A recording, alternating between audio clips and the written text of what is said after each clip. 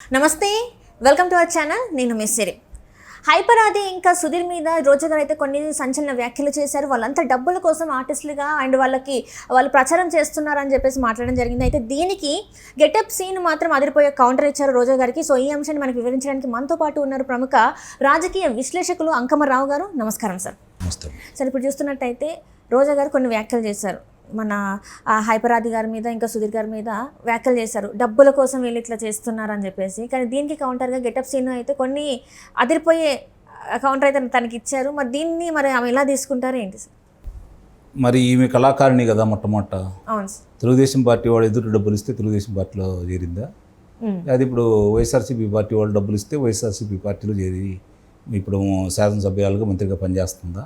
అంటే ప్రతి నెల జీతం ఇస్తున్నారా వాళ్ళు ఏమన్నా? మనం ఏంటి, మన చరిత్ర ఏంటి, మనం ఎట్లా వచ్చాము, ప్రజల్లో ఎలా ఆదరణతో వచ్చాము, మనం కళాకారిణిగా వచ్చాము కాబట్టి ఆదరించారు.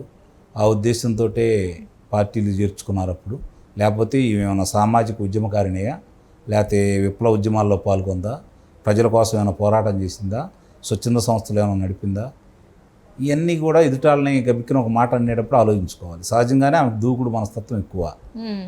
ఆమె కొంచెం మాట్లాడుతూ ఉంటుంది. ఆమెకున్నదే అడ్వాంటేజ్ ఏంటంటే ఆమెకి నోరు కాబట్టి అలవలకగా ఏదైనా మాట్లాడేసింది ఆమె. ఇప్పుడు వాళ్ళు వచ్చారు, ఆ డబ్బులు తీసుకొని వచ్చారు. మీకు వచ్చిన నష్టం ఏంటి? స్వచ్ఛందంగా వస్తారు, మీకు వచ్చిన లాభం ఏంటి? ఆలోచించుకోవాలి కదా. ఇక్కడ వాళ్ళు ఆ టీంలో పనిచేశారు. అందుట్లో హైపర్ ఆది మొట్టమొదటి నుంచి కూడా పవన్ కళ్యాణ్ గారికి వీరాభిమాని. వీళ్ళందరూ కూడా పవన్ కళ్యాణ్ గారికి ఇప్పుడు సహజంగా చాలామంది వరకు పవన్ కళ్యాణ్ గారిని అభిమానిస్తారు. ఆ ఉద్దేశంతో వచ్చారు.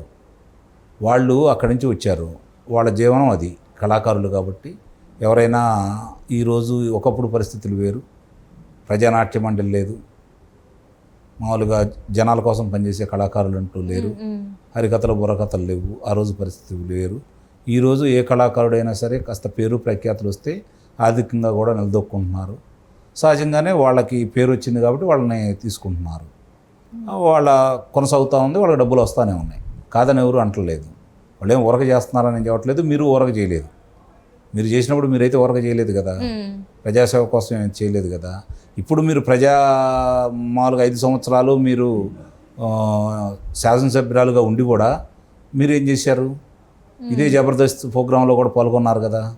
అంటే ఒక శాసనసభ్యురాలుగా ఉండి మీరు డబ్బుల కోసమే కదా చేసింది. అక్కడ ఊరకైతే ఏం చేయలేదు కదా. ఇవన్నీ కూడా ప్రజలు గమనిస్తారు. గమనించకుండా ఉంటారని చెప్పి మనం భావిస్తే దానివల్ల అది మనం కించపరుచుకున్నట్టు. ఒక కళాకారులు, సాటి కళాకారులు ఇప్పుడు వాళ్ళు వచ్చారు, తిరుగుతున్నారు. ఈరోజు గెటప్ శ్రీని గారు మాట్లాడాడు. దానివల్ల మీరు ఏం మాట్లాడతారు చెప్పండి? ఆయన మీరు మాట్లాడిన దానికి సమాధానం అయితే ఇచ్చాడు కదా. అభిమానంతో వచ్చాము, స్వచ్ఛందంగా వచ్చానని చెబుతున్నాడు కదా. వాళ్ళు తిరుగుతున్నారు వాళ్ళ అభిమాన కథానాయకుని గెలిపించుకోవడం కోసం. తప్పే ఉంది దాంట్లో? ఎందుకు మరి రోజా గారు ప్రతిసారి ఇట్లానే మాట్లాడుతూ ఉంటారు, ప్రతి ఒక్కరి గురించి ఇలానే ఆఖరికి అంటే తను కూడా జబర్దస్త్లో జడ్జిగా ఉన్నారు, వాళ్ళందరితో సత్సంబంధాలే ఉంటాయి. కానీ ఎందుకు ఇలాంటి వ్యాఖ్యలు చేస్తున్నారు? చెప్పాను కదా, ఆమెకున్నది నోరు, అదుపాజ్ఞంలో ఉండదు, ఏది పడితే అది మాట్లాడుతూ ఉంటుంది. ఇప్పుడు దాకా చెల్లుబాటు అయింది, అధికారంలో ఉన్నారు. రేపు పొద్దున అధికారం లేని తర్వాత కూడా ఇలానే మాట్లాడితే అప్పుడు ఆమె గురించి మనం మాట్లాడుకోవాలి. అధికారం ఉన్నప్పుడు ఏది మాట్లాడినా చెల్లుబాటు అవుతుంది కదా. సహజంగా ఇప్పుడున్న ఈ ప్రభుత్వంలో వాళ్ళ మాటే వేదం అవుతుంది. వాళ్ళు తప్పు చేసినా ఒప్పు చేసినా రక్షక భటులు వాళ్ళని రక్షిస్తూ ఉన్నారు, ఎదుటాలను భక్షిస్తూ ఉన్నారు, చూస్తూనే ఉన్నాం. ఇప్పుడు దాకా వాళ్ళు ఆడింది ఆట పాడింది పాటగా జరిగిపోతూ ఉంది. అట్లానే ఎవరు పెడితే వాళ్ళ మీద నోరేసుకొని మాట్లాడుతూ ఉన్నారు, స్థాయి మర్చిపోయి. ఎవరైనా సరే, వాళ్ళు వీళ్ళు కాదు, ఏ పార్టీ వాళ్ళైనా అలా వ్యక్తిగత విమర్శలు చేయడం అనేది తప్పే నా భావన. ఒకళ్ళని సమర్థించట్లేదు, ఒకళ్ళని వ్యతిరేకించట్లేదు నేను.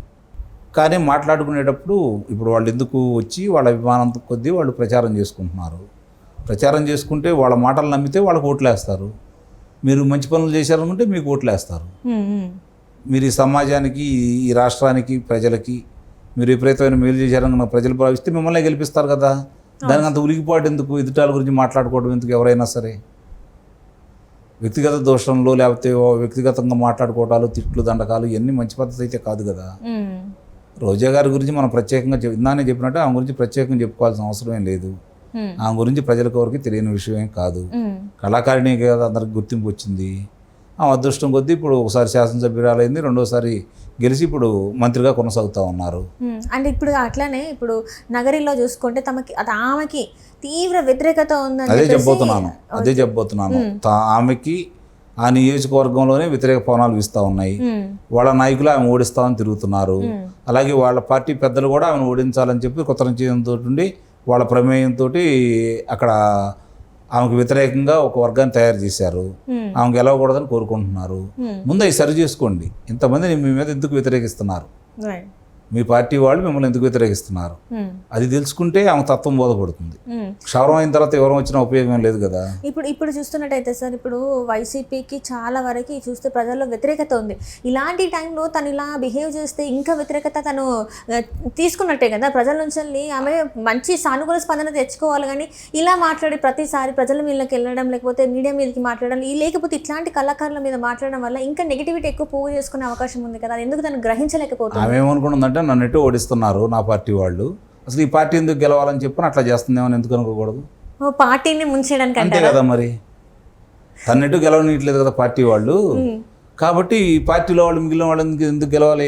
ఒకళ్ళిద్దరు ఎవరైనా గెలిచే పరిస్థితి ఉంటే నా వల్ల, నా వ్యాఖ్యల వల్ల వాళ్ళు కూడా ఓడిపోతే బాగుండేది ఆమె కోరిక. అంటే తాను చెడ్డగా ఓడి త్వరమంతా చెప్పేసింది అని చెప్పేసి ఆమెకు ఎట్లా సీట్ రాదని చెప్పేసి మీద ఉన్న వాళ్ళకి కూడా ఇవ్వద్దు అంటారు, గెలవకూడదు అనేది ఆమె అభిప్రాయం. ఇలా కూడా ఉంటారంటారా సార్? ఉంటారు, ఎందుకుంటారు? అంటే ఇప్పుడు ఒకవేళ మనము మన పక్కన వాళ్ళైనా బాగుండాలి అని చెప్పేసి అనుకుంటాం కదా. అంత విశాల హృదయం లేదు. నేను బాగుంటే చాలనే పరిస్థితికి వచ్చింది ఈరోజు సమాజం. అసలు ఇప్పుడు ఇదంతా కాకుండా సార్, వైసీపీ పరిస్థితి ఇప్పుడు ఎలా ఉంది సార్ అసలు ఓవరాల్గా చూసుకుంటే, స్టేట్ వైజ్గా చూసుకుంటే? అంటే నాకున్న సమాచారం ప్రకారం, నేను పరిశీలించిన కాడ, నేను సమాచారం సేకరించిన దగ్గర, అలాగే నేను మాట్లాడిన మనుషుల్లో అందరినీ క్రోడీకరించుకొని ఏం జరుగుతుంది, ఎట్లా ఉందని చెప్పి చూసుకుంటా ఉంటే, ఆంధ్ర రాష్ట్రంలో నాకు తెలిసినంత వరకు, నాకు దగ్గర ఉన్న సమాచారం మేరకు 62% మంది, అంటే 100 మంది కనుక రేపు పొద్దున ఓటు హక్కు వినియోగించుకుంటే 60% మంది ఇప్పుడున్న ఈ పార్టీకి, అంటే అధికారంలో ఉన్న పార్టీకి వ్యతిరేకంగా ఓటు అయిపోతున్నారు. ఇది ఊహించని పరిణామం. అన్ని వర్గాలు, ఆ కులం ఈ కులం లేదు, ఆ మతం ఈ మతం లేదు, ఆ ప్రాంతం ఈ ప్రాంతం అనేది లేదు, అన్ని వర్గాలు, అన్ని కులాలు, అన్ని మతాల వాళ్ళు కూడా అధిక శాతం వ్యతిరేకంగా ఉన్నారు. గతంలో ఆయన గంపగుత్తుగా వేసిన కులాలు, మతాల వాళ్ళు కూడా ఈరోజు పునరాలోచనలో పడ్డారు. వాళ్ళకి, సమాజానికి ఎంత నష్టం జరుగుతుందో వాళ్ళకి అర్థమైపోయింది. కాబట్టి దానికి ప్రతీకారం తీర్చుకోవడం కోసం వాళ్ళు ఎదురు చూస్తున్నారు. అంటే ఇప్పుడు పోస్టల్ బ్యాలెట్ పోలింగ్ కూడా, అంటే ఆ శాతం కూడా చూసుకుంటే సార్, చాలా వరకు అంటే గత ఎన్నికలతో పోలిస్తే ఈ ఎన్నికల్లో బాగా యూజ్ చేసుకున్నారు. చూస్తే ప్రభుత్వ ఉద్యోగులు ఎవరైతే ఉన్నారో వాళ్ళు బాగా దీన్ని ఈసారి ఎట్లయినా చేసి మా ప్రభుత్వం మారాలి అన్నట్టుగా వాళ్ళు కోరుకుంటున్నట్టు తెలుస్తుంది. మరి మారే అవకాశం ఉందంటారా? ఇప్పుడు ప్రజల అభిప్రాయం ప్రకారం ప్రభుత్వం మారిద్ది.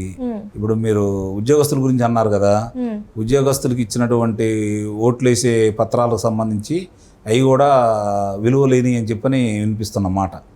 ఎందుకంటే గెస్టెడ్ ఆఫీసర్ సంతకం పెట్టిన తర్వాత దాని మీద సీల్ స్టాంపు అవి లేకుండా అందజేశారని, అత్యుత్సాహం కొద్దీ వీళ్ళు అవి చూసుకోకుండా ఓట్లు వేశారని సమాచారం అందుతుంది. అది నిజంగా అయితే విజయం సాధించినట్టే కదా. ఇలాంటి ప్రయోగాలు ఇంకెన్ని చేస్తారో చూడాలి. Right sir, right. Thank you so much sir.